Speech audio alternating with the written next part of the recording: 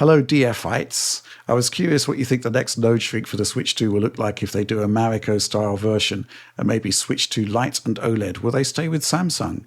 Seeing how good efficiency already is with the current chip running on such an outdated process makes me excited for what a node shrunk version could look like in terms of efficiency.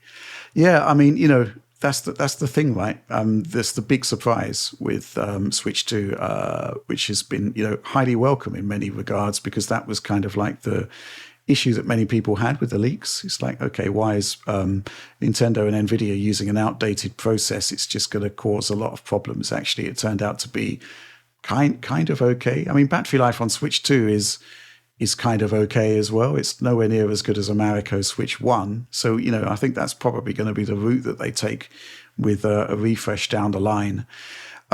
Here's the thing, right? The obvious solution is to go with TSMC, something like 4 nanometer, because, the efficiency at that point should be completely off the charts, right?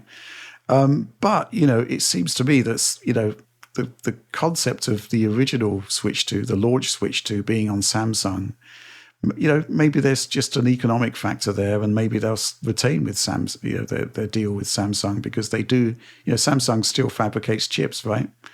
And ultimately, if they get a sweetheart deal with Nintendo and Nvidia, that's going to continue. Mm-hmm. Any thoughts, Alex? I mean, if this eventually comes, I guess I would just like to see like more battery life, different screen. That's about it, but all the things you said, Rich, basically. There's a lot of things that we'd like to see. I mean, the thing is that just like the Marico Switch, there was the potential there for actually much better performance, as you can see with people that have overclocked the Marico Switch. I mean, game-changing performance. But, John, I just don't see Nintendo doing it again. Not necessarily.